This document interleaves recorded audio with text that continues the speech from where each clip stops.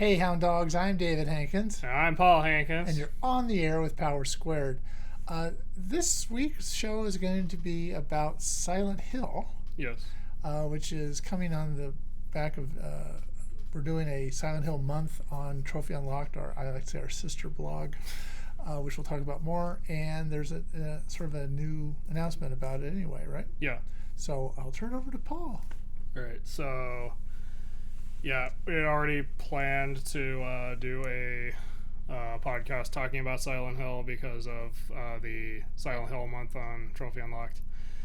And as it just so happened, Konami recently did a Silent Hill transmission where they announced a full-on revival of the series after, I want to say, like 10 years, at least 10 years of being dormant. So we'll also talk about that later. But I wanted to start by talking about the Silent Hill series as it currently stands. Okay. So I guess I'll start by saying I first got into the series from playing Silent Hill 2, and I fell in love with it right then. After that, I wanted to try to play the rest of the series, but I happened to get into it during COVID lockdown, and so that made some of the games harder to get, at least in terms of price. But I still managed to get a complete physical collection. All right. So By hook or crook. yeah, and I am people watching this can see I am dressed for the occasion. Got this at Comic-Con. It was an exclusive. Cool. So anyway, This last one? yeah. Okay. So the shirt was made by Gecko, who Konami has partnered with for Okay. merch. Anyway, I guess I'll start with the original Silent Hill on PlayStation. I was lucky to get this for an actually reasonable price. Anyway, Silent Hill 1 is about, it's kind of the classic Silent Hill story. Harry Mason is taking his daughter Cheryl to the resort town of Silent Hill for vacation, but he swerves while on the mountain road to try to avoid hitting a girl. And when he wakes up, his daughter is gone. So he goes into the fog-covered town of Silent Hill in search of his daughter. And also, it's snowing mysteriously. Mountain. So it only started snowing after he regained consciousness. I see. Okay. So anyway, I have not played any of these games. right. The original Silent Hill actually still holds up pretty well as a horror game, I thought. The story is a little too vague for its own good, I thought, because some of the details are hidden away in easily missed documents. But it still did and the gameplay can be a little janky by today's standards, but it still does a really good job with the atmosphere and the exploration and building this sense of horror and dread. And I think it really desperately needs a remake, but the blocky PS1 graphics still actually kind of work for it as it is. Overall, I think the game is still really worth playing, and it's also the first of the 4 games made by Team Silent. So there's a kind of set a bar with quality as far as the rest of the series is concerned. And sorry if I'm fumbling a little. It's live. Yeah. Anyway, original Silent Hill is still a pretty good game. Fortunately, there is a cheap way to get it, which is the PS3 store is still up. So if you have a PS3, you can get a digital copy for like $10. All right. But that was not the first game you played, right? No. Okay. You can put them over here. All right. So, just to continue on with the games, the first one I played was Silent Hill 2. I specifically got the Xbox copy because that's what I found. Okay, and you had an Xbox. Yeah. And it cost $14.99, I'm guessing, or Yeah. This copy was $15, but that was like years and years ago, like before I actually got into the franchise. This game is pretty much the most iconic of the entire series. So it's about James Sunderland, who arrives at Silent Hill sometime after the death of his wife. After the death of his wife, who he discovers a letter, so he's goes into the town in search of her because he thinks she might still be alive. It pretty much improves on the original Silent Hill in just about every way. The story is highly memorable and impactful. I actually that was the first of the games where I went out of my way to see every single ending, because like all 6 of them, because I just really liked it that much. The characters are great. The writing is amazing, amazing, and it also handles psychological horror really well. Like, it's not trying to like do cheap jump scares or anything. It actually builds up this atmosphere and maintains it, and also uses the story to talk about taboo subjects in a mature way. I'm not gonna say exactly what it talks about. I was going to ask. Well, like very adult subjects, and handles them in a mature way and in a way that I kind of wish some other games would emulate at least some aspects of Silent Hill 2. And the graphics also still managed to hold up pretty well, despite being like pretty old by now. Okay. Being a few console generations behind. And the Xbox version was also the first version to have the Born from a Wish sub-scenario, where you follow the character Maria, who is a woman who resembles James's wife, Mary. That's important to the story. And it also introduces the iconic Pyramid Head, or red pyramid thing, which has a very when you know what the symbolism is, it works really well with the game, and the rest of the symbolism around James and the death of his wife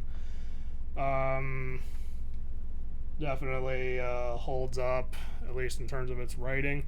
It's the gameplay itself was like, the combat especially was kind of you can actually like run past every single enemy and not really worry, and you can actually kind of avoid doing much with some of the boss fights. The puzzles could also be the puzzles at that point started to turn the game into like the series into a half like point and click adventure to me. Not necessarily in a bad way, but just you have to deal with. It's like, in order to get this thing open, you have to get wax and horseshoe, and you put those together, and that's how you make a handle to open. Sounds clever. Yeah. But anyway, Silent Hill 2 is easily one of the best entries in the series. Definitely worth playing, although it's you're not going to be able to get it for like $15 unless someone really doesn't know what they have on them. So rip off your friends now. Anyway, easily one of my top games in the series. Okay. Yeah. And following that, we have Silent Hill 3, which For the people that are listening, you Yeah. play this on a PlayStation 2? And, yeah. Okay. Silent Hill 3 was only available on PS2. This copy also has the soundtrack. Just like, if I'm gonna get the physical copy of Silent Hill 3, I might as well like have the complete experience. Silent Hill 3 is about Heather, who she wakes up from a nightmare in the mall, and she's on her way. She wants to go home to her father, but she is made aware of she encounters this detective named Douglas, who is investigating the circumstances of her birth, and then she also runs into a woman named Claudia, who hints that there is something more to Heather, and so she encounters the other world that the series is known for, and she's still trying to get home to her dad, but she has to get past these monsters to do so. Is this related to the first game? Yes, actually. In terms of story, it's related, but I kind of don't want to spoil how, because that wouldn't be. Well, just because it was father looking for his daughter. So. Yeah. So it's kind of an interesting opposite situation. Silent Hill 3 is kind of my other favorite game of the Team Silent era. I thought it also managed to improve on Silent Hill 2 in other areas, including the voice acting. And it also has a very memorable story with memorable characters, and again, a really good sense of psychological horror and atmosphere. The series in general is known for being more psychological and having the characters fight monsters that are based on their personal demons, including the bosses. Silent Hill 2 did that. Was one of the best ways of having personal demons as the monsters, but that doesn't mean the other games did it badly. Right. And Silent Hill 3, I thought, also did that pretty well. I actually, because of how much this copy set me back, I actually went out of my way to do as much as humanly possible, including seeing every ending, which included playing the game multiple times because of the requirements to get the UFO ending, which is kind of a staple in the series. And I pretty much thoroughly enjoyed it. And I also wanted to say that Heather is one of my favorite female video game leads, because I wish more people would talk about how well written she is, and like, she's a strong female character, but she's still a teenage girl, and I like that the writers didn't forget that. Okay. And in terms of her design, she's still a teenage girl, but it doesn't go overboard in either direction. All right. Yeah, this game really needs a re-release because it'll be, I think more people should try to play this. Then the last game that Team Silent had a hand in was Silent Hill 4. The Xbox copy is cheaper, so just go for that. Though it's also available. This actually got re-released recently through Good Old Games or GOG.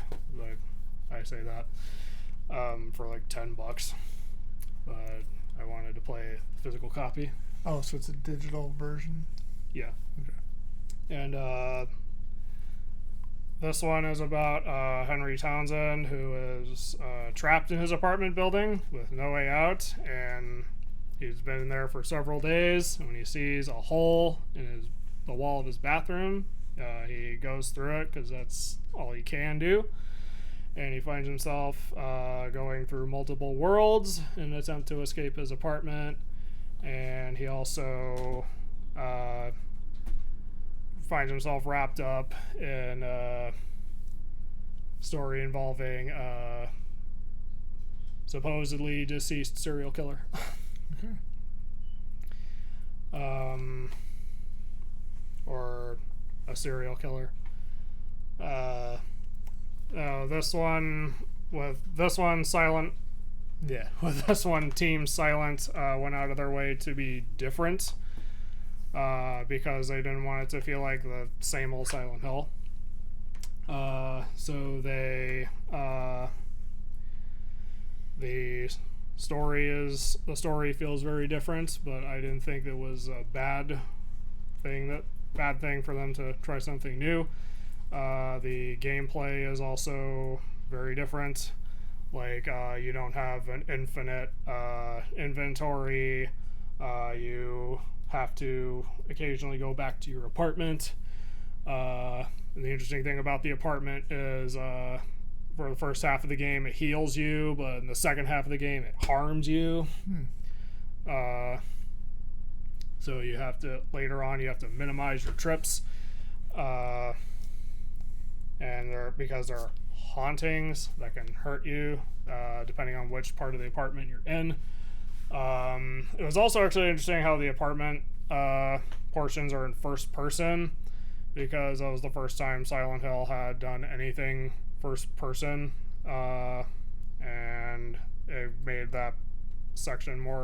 the apartment portions more immersive, I thought. At some point, you also have to protect Eileen, who is Henry's next door neighbor, who has been unable to communicate with, even though she's right next door. I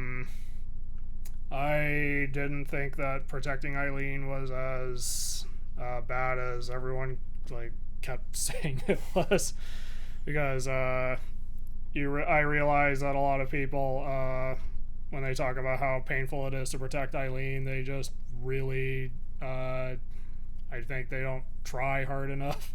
It's actually not that hard, at least on the difficulty I played. What difficulty do you play these games at? I generally played a lot of them on a lower difficulty because I didn't want to, as I was trying to get through the entire series, and nothing wrong with that. and I also didn't want to suffer the frustration of dying over and over and over and over.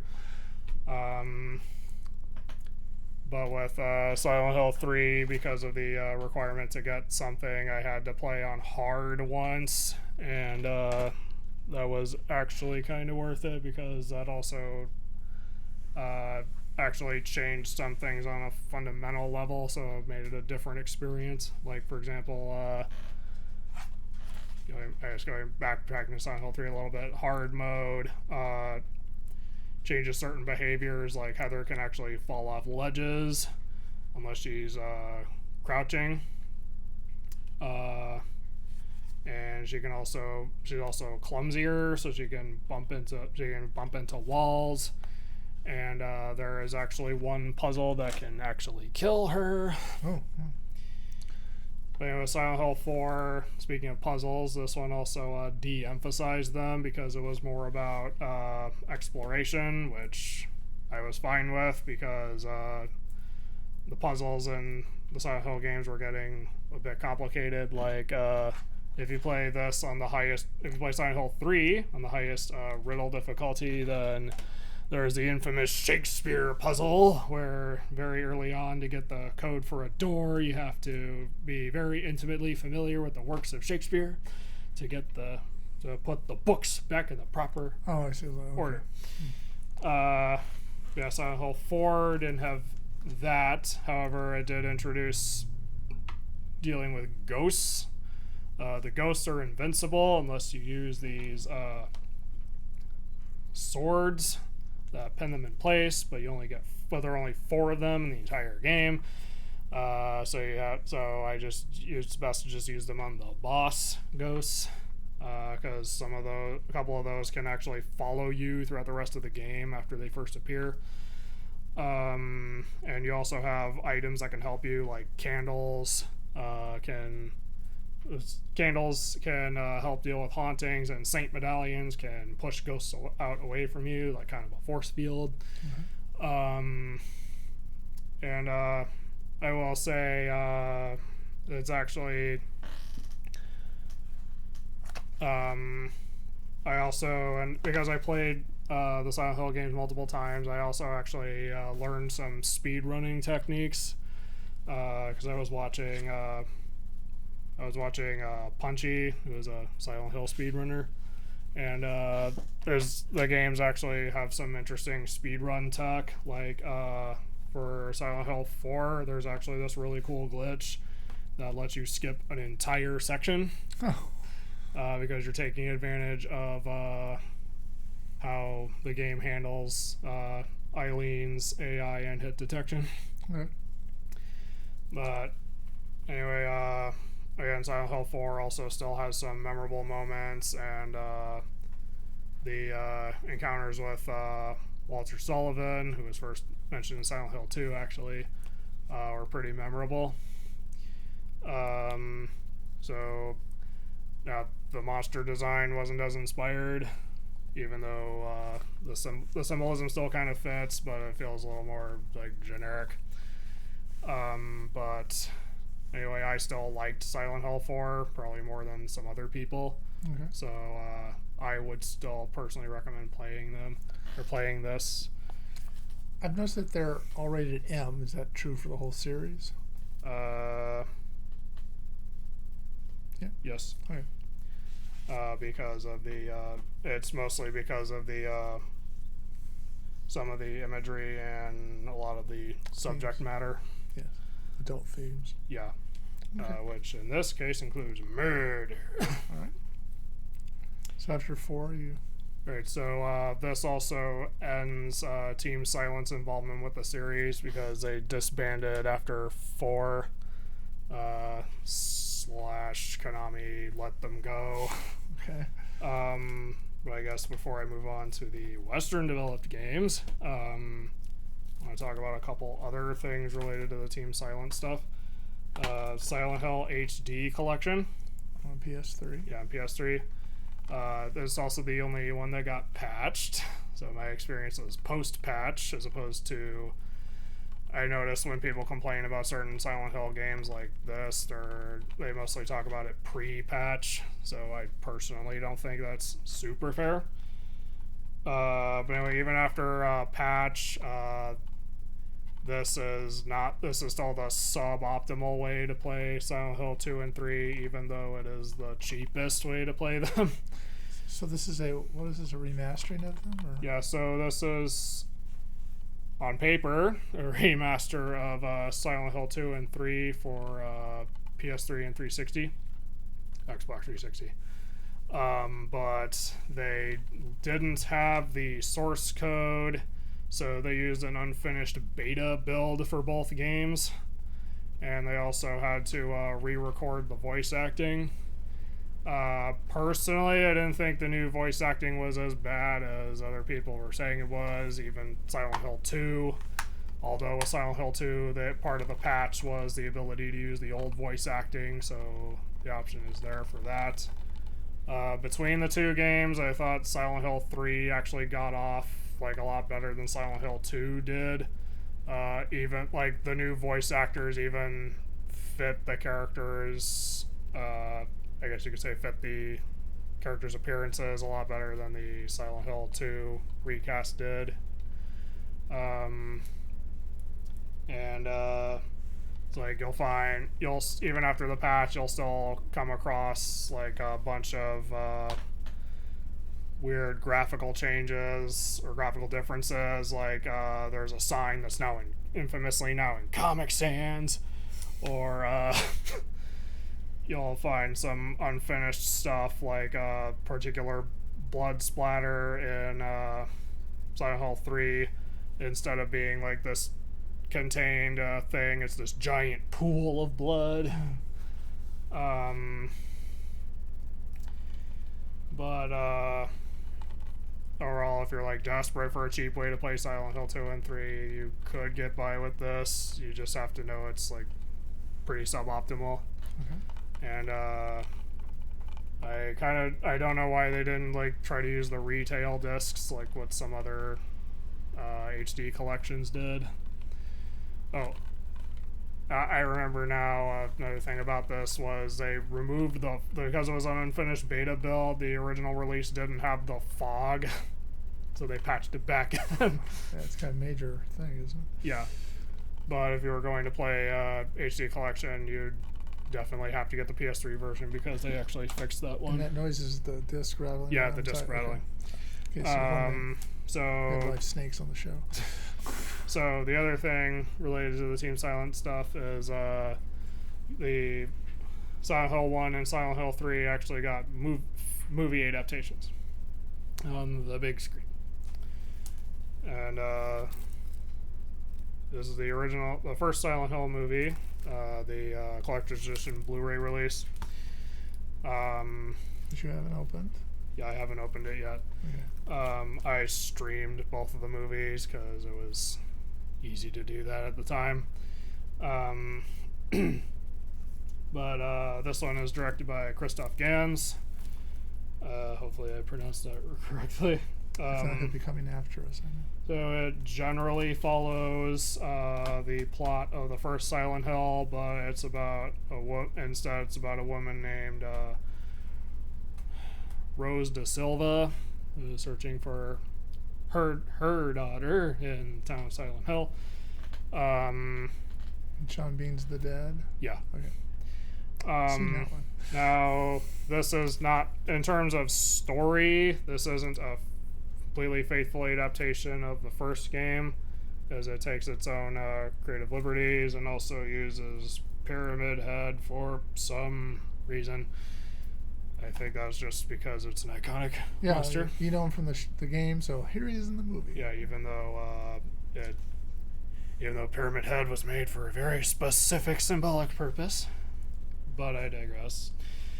Silent Hill, the movie, I thought was still actually a good video game adaptation, at least in the sense that felt like Christoph Gans actually got Silent Hill because it perfectly captured the look and the atmosphere, and even used the music from the games recontextualized in a new way.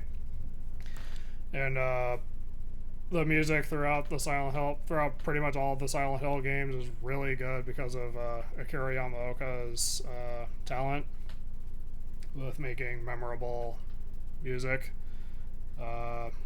Especially with Silent Hill. But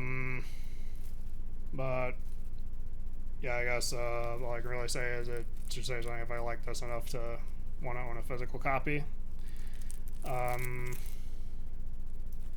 There was the second movie, Silent Hill Revelation, was based on Silent Hill 3, and compared to the first movie is an absolute garbage fire because it tried to at the beginning it tries to resolve the difference in story between the first Silent Hill movie and Silent Hill 3 the game, which was admirable, but it kind of fumbled that in places a lot, actually. I didn't see that as I recall, but yeah.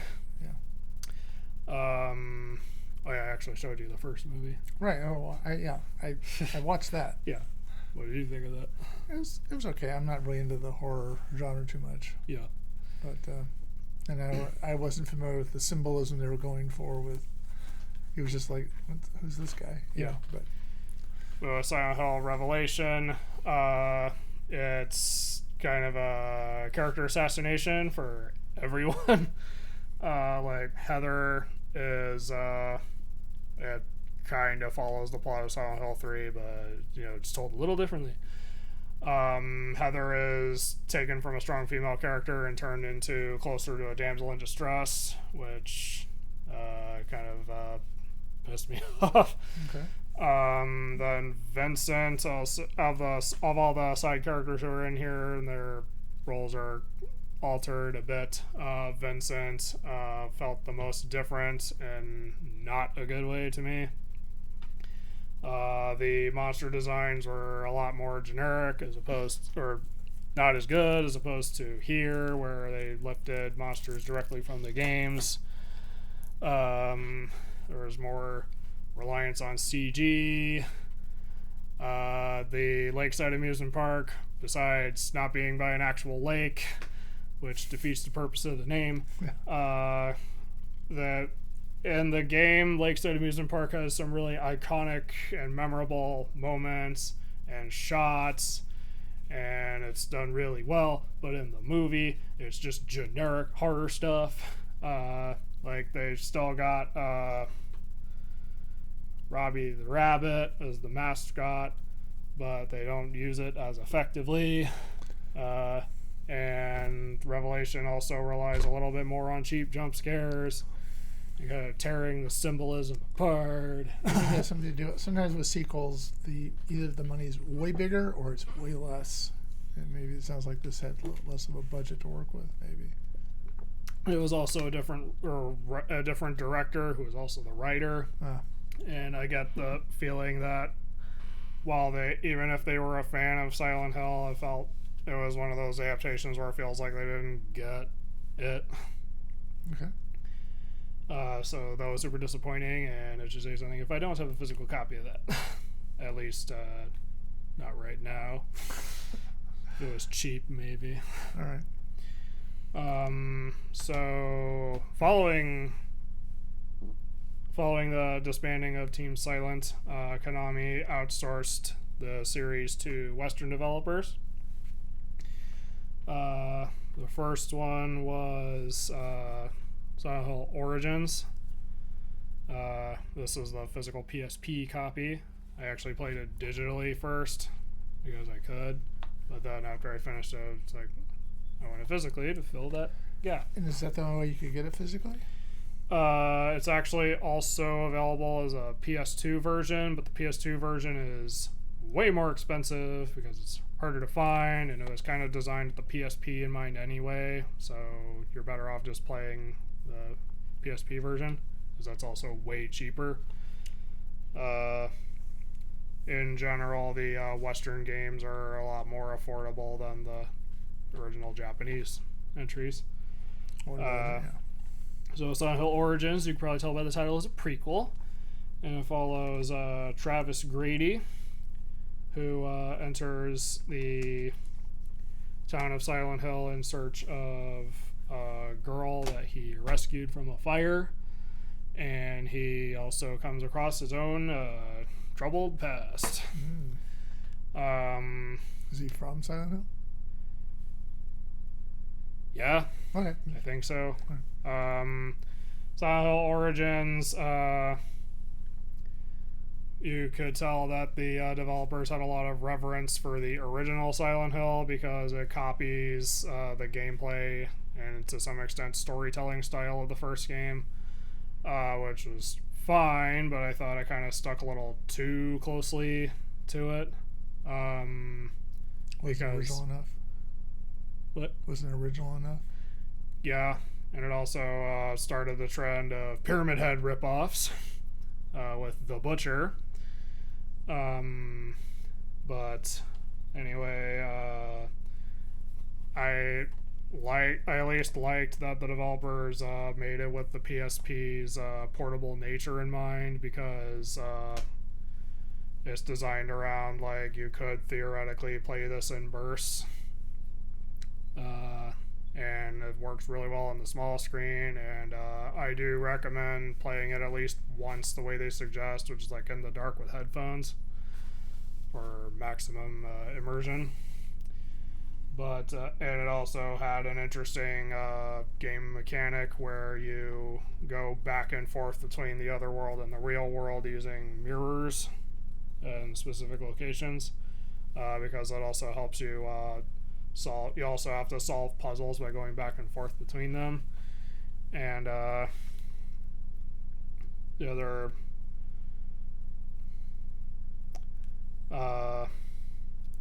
there are certain things it does do well, but I thought it would have benefited more from deviating at least a little from the formula of the original game, because otherwise it made the experience feel a little too derivative. All right.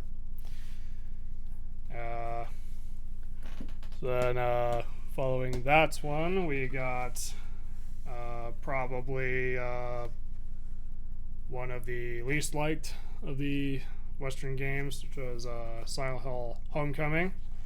I got the 360 version because it was the one I could find at the time. Okay. Although either this or the PS3 version is pretty cheap, you can actually still find sealed copies for like $30. And there's also a Steam version that's still available digitally, but that one is like riddled with glitches, and I have a feeling that's the version people base their opinions on. But Silent Hill Homecoming is about Alex Shepard, who has returned to Shepherd's Glen, which is another section of Silent Hill, from a tour of duty. But the town is in disrepair, and his father and brother are missing, and his mom is in a vegetative state. So he goes into the town to figure out what's going on and hopefully find his brother. Okay. Silent Hill Homecoming, I actually didn't hate as much as other people did. Like, it's still kind of janky with some of what it did, but I still ended up kind of liking it.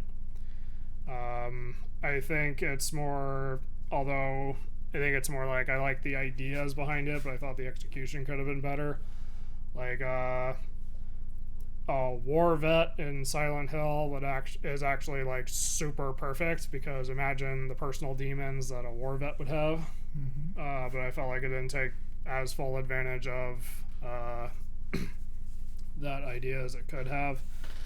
The writing is also kind of weird, because there are 5 different endings that are all very different, or all present very different outcomes from each other. And you could kind of tell that the story was written in a way that any of them could be valid, but that also means it kind of doesn't pick a lane and stick with it. Okay. Like, yeah, they're all valid, but because they're all so wildly different from each other, it makes itself a little too, I don't know the right word, nebulous, I guess. Okay. And certain endings also make more sense than others, or are more satisfying than others. And weirdly enough, it's also the first time the UFO ending is available on a first run as opposed to a second run. So that means and the UFO ending is also the easiest one to get. So it's very likely that someone who started with Homecoming would be confused by the presence of aliens. Yes. But anyway, I still liked some of the things that it did, and I thought the bosses actually had pretty good symbolism with what the story was doing. Mm-hmm.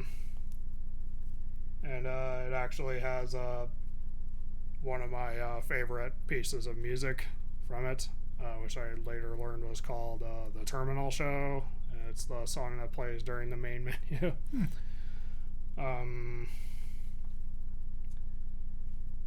It it also kind of does an annoying thing with like you need this certain key to advance like late in the game, but it spawns you outside of the room where it is and lets you move forward without it. So you have to know to turn back and go back into the room. I don't know why it did that.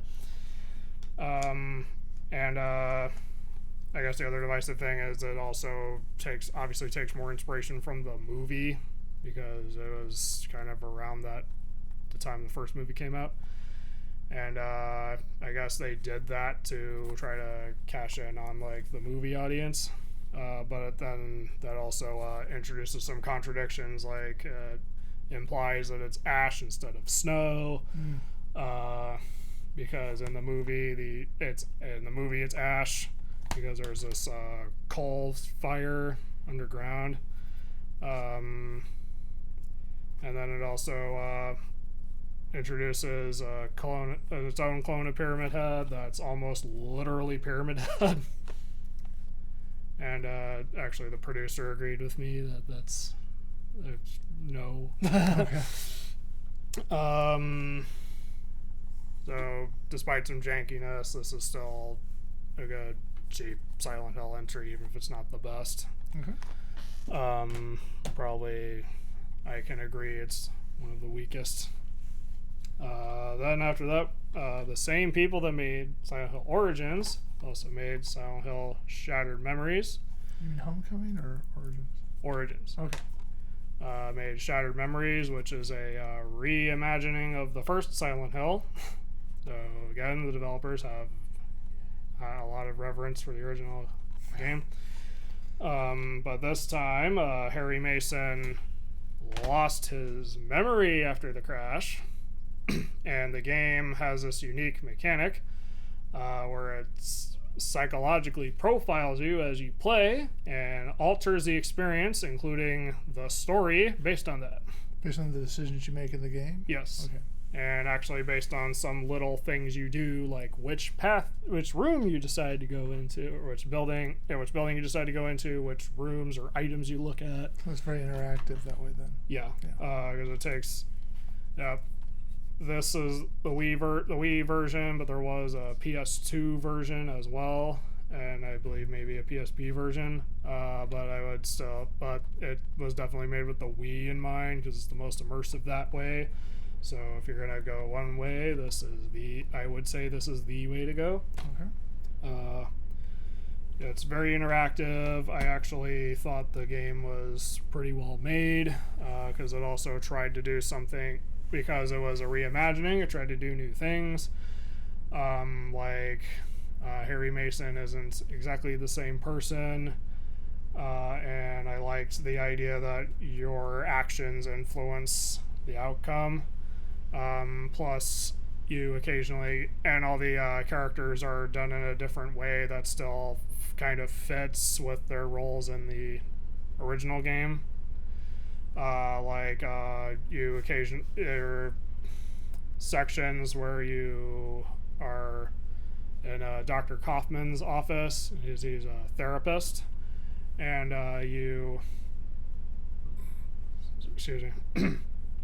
you go through these psychological profiling things.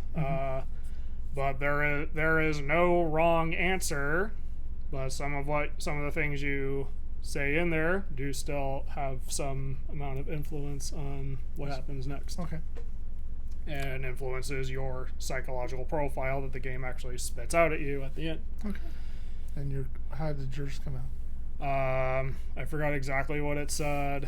I played the game twice. Once completely blind and once after I knew how the psych profile system worked, and both times I got what was considered the best ending. Okay.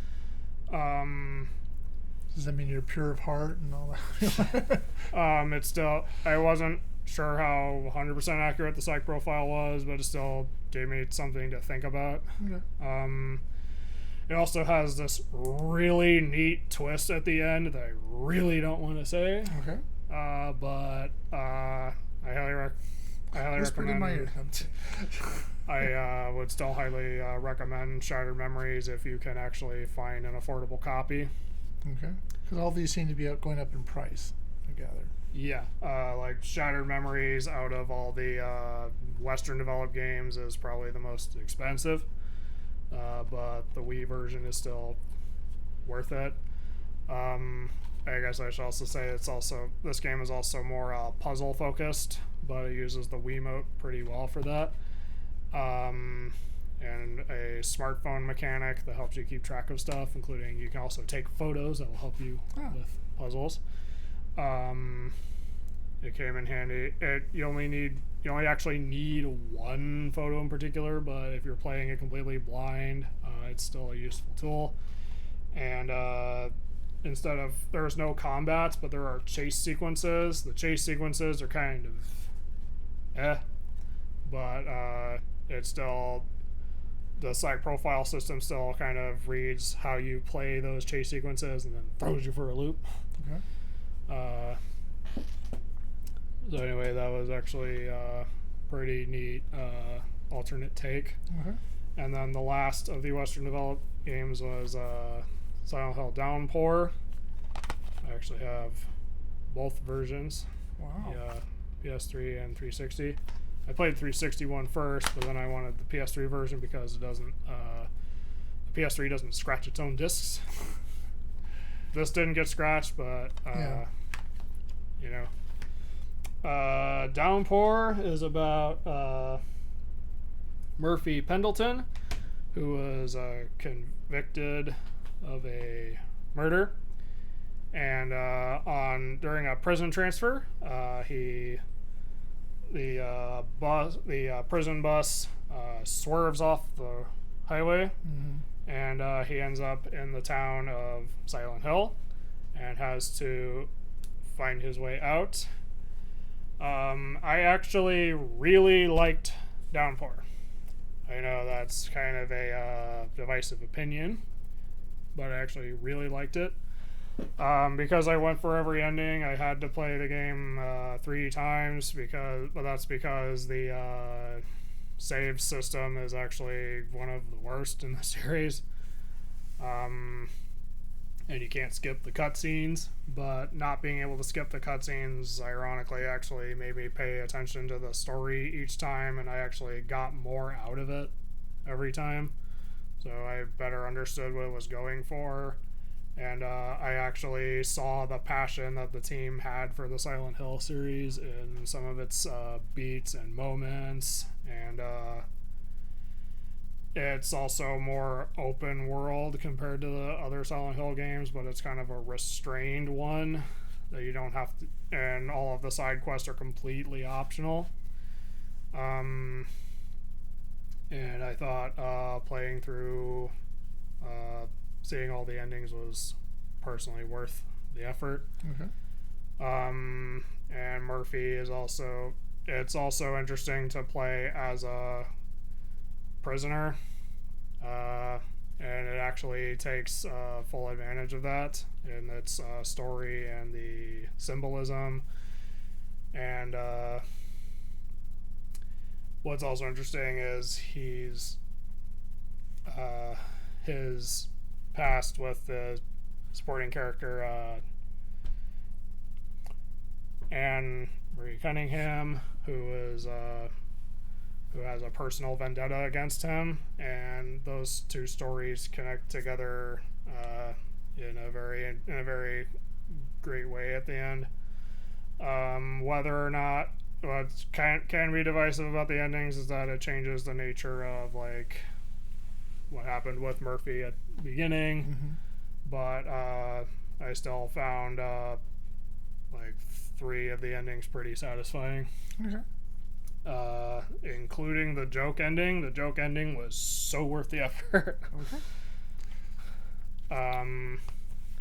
Then one more thing related to Downpour is the comic Anne's story, which actually adapts canceled DLC plans for the story and story that showed Anne's side of the story. And I would highly recommend reading this because it completes the experience and also actually explains certain things that Downpour didn't have the space to do so. Is that easily available, or is that? Not really, unfortunately. I mean, unless you've went the not so legal route, but I went legal way and tracked down a physical, affordable physical copy. Yeah, the story is actually written by one of the co-writers of the game, and so what's in here is canon. So it also suggests which of the endings is canon, and it fit really well both in the story and the art. So if you play Downpour, then I recommend trying to read this if you can. Now, could you read that without having played the game? They tried to make it so that you could read it without having played the game, and I think it manages to kind of do that. But familiarity with the game helps. Okay. So that covers what it currently exists. I didn't play the Vita Dungeon Crawler because I kind of didn't want to. All right. Now, is PT related to this at all? Yes. So. Say I'm useful. I guess a really quick bit of trivia. Travis Grady in here actually makes a cameo in Silent Hill Revelations, the movie, and in Homecoming.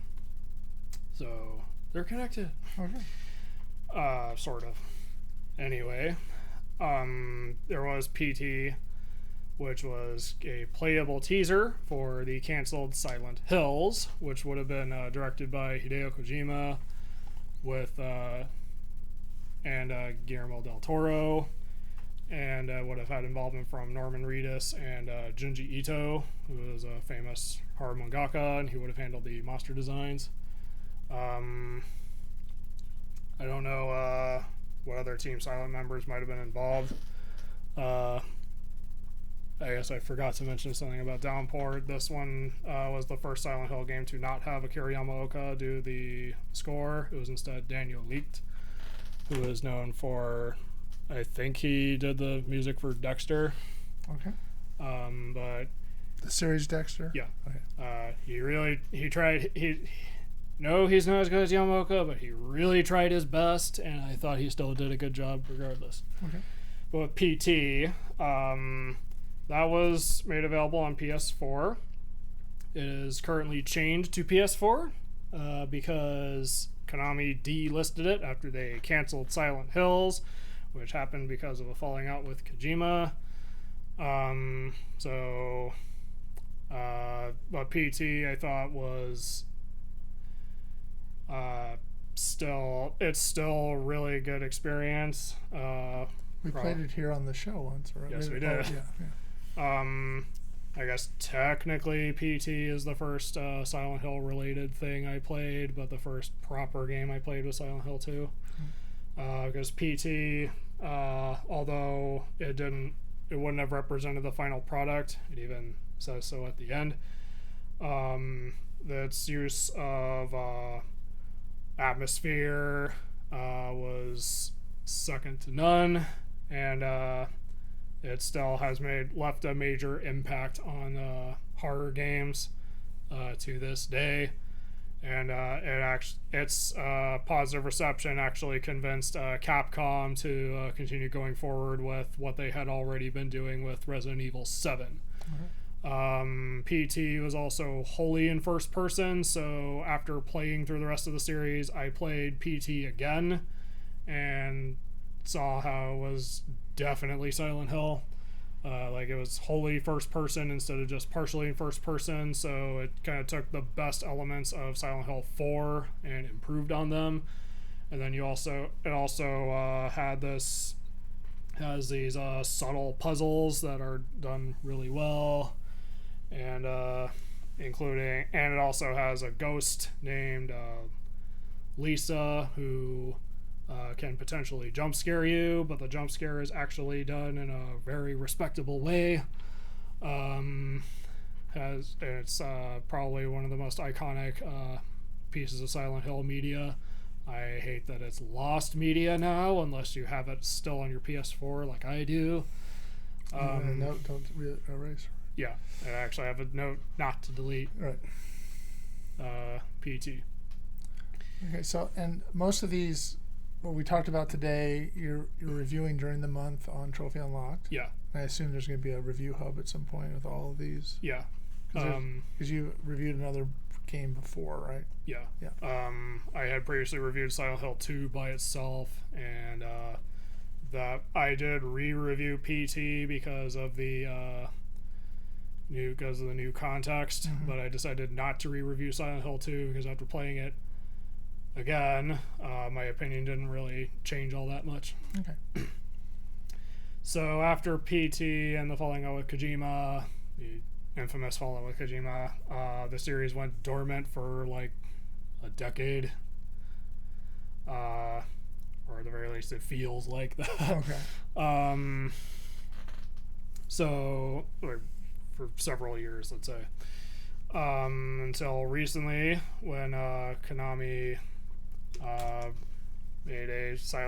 presented a Silent Hill transmission where they announced a full revival of the brand, and it was made clear in the transmission that the keeping people updated with the series from now on was not a one-off thing, and they will continue doing so in the future. So I guess at this point I guess I could give briefly explain what they revealed in the transmission and how I feel about And it. how did you find this transmission? They publicly announced it. I didn't watch it until after it had already premiered. It's free on YouTube Okay. through the official channel. I watched the English version. Okay. 'Cause In that case somebody is- else wanted to watch it. Yeah. They made it available in multiple languages. So the first thing they announced was a remake of Silent Hill 2 with Bloober Team.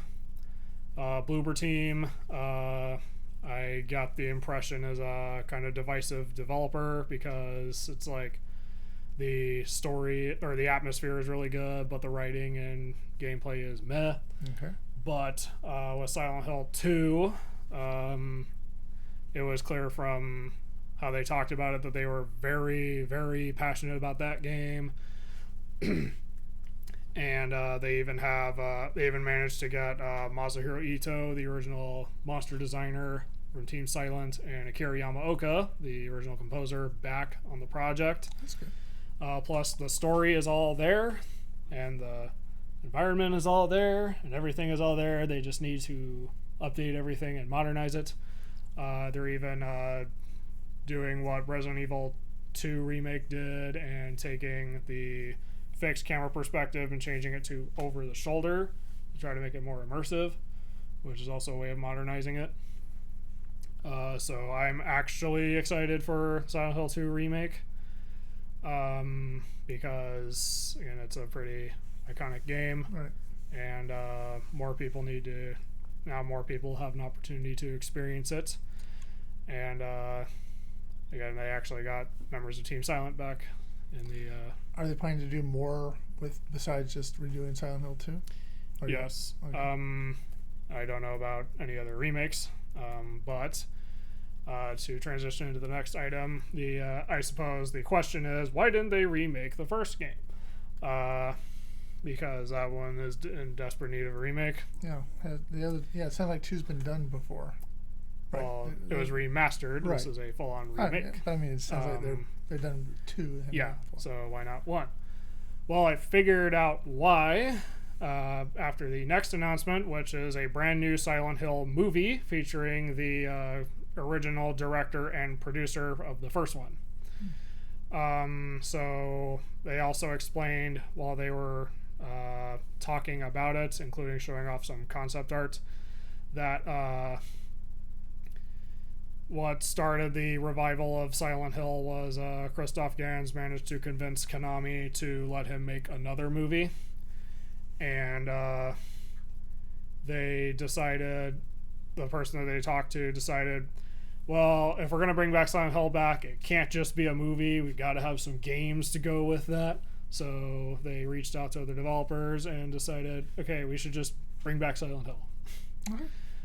So I realized the new movie is based on Silent Hill 2.